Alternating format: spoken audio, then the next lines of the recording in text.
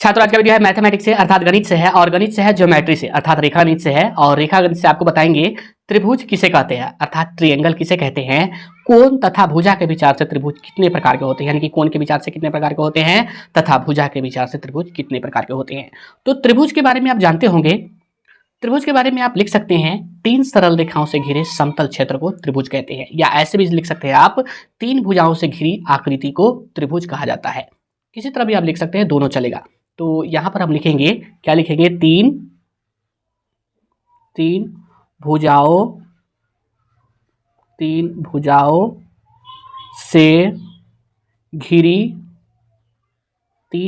से घिरी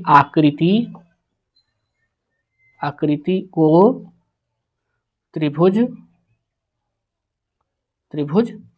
कहते हैं।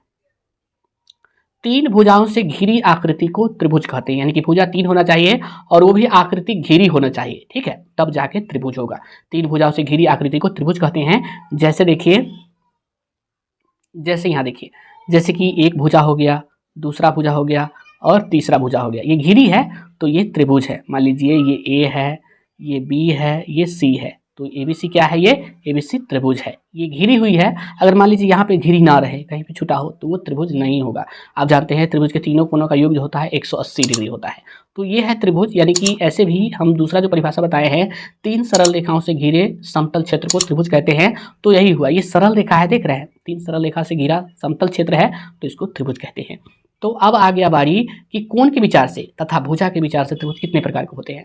तो कोण के विचार से भी त्रिभुज तीन प्रकार के होते हैं और भुजा के विचार से भी त्रिभुज तीन प्रकार के होते हैं। तो बारी बारी से दोनों का लिख देते हैं। लिखेंगे यहाँ पे कोण के विचार से त्रिभुज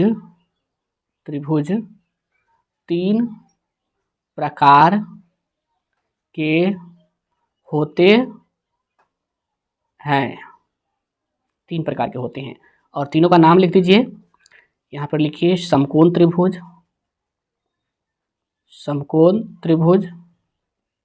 जिसका एक कोण 90 डिग्री हो।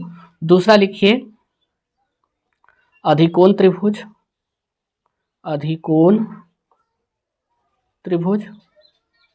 जिसका एक कोण जो है 90 डिग्री से बड़ा हो और 180 डिग्री से छोटा हो, ठीक है, अधिकोण त्रिभुज। और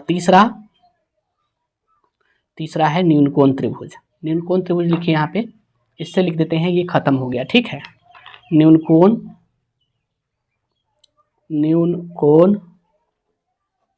त्रिभुज यानी कि 90 डिग्री से छोटा, जब ये जो है यहाँ पे 90 डिग्री से छोटा हो, जब तीनों कोण जो है 90 डिग्री से छोटा हो तो न्यूनकोण त्रिभुज कहा जाता है। जब एक कोण समकोण हो, यानी एक कोण 90 डिग्री हो तो समकोण त्रिभुज कहा जाता है, और अधिकोण जब एक कोण जो है 90 डिग्री से बड़ा हो तो उसे अधिकोण त्रिभुज कहा जाता है।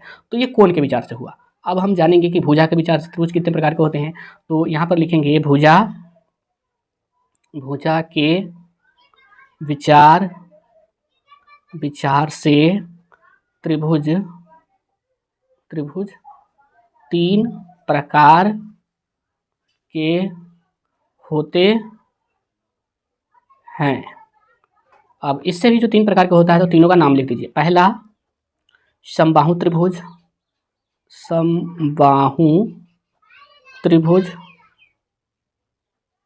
दूसरा लिखिए समद्विबाहु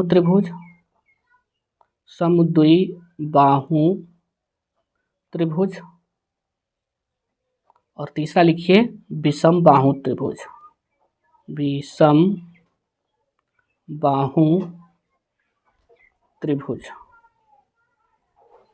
अब देखिए समबाहु त्रिभुज यानी कि तीनों भुजा बराबर, जैसे कि ये तीनों भुजा बराबर हो तो हो जाएगा समबाहु त्रिभुज। समद्विबाहु त्रिभुज यानी कि दो भुजा बराबर हो, जैसे कि ये बराबर हो और ये ना हो, यानी कोई दो बराबर हो, तो हो गया ये समद्विबाहु त्रिभुज। और विषमबाहु त्रिभुज यानी कि कोई भुजा ना बराबर हो, यानी कि तीनों भुजा अलग अलग हो, तो ये होता है विषमबाहु त्रिभुज। आगे हम सभी का परिभाषा बताएंगे, ठीक है।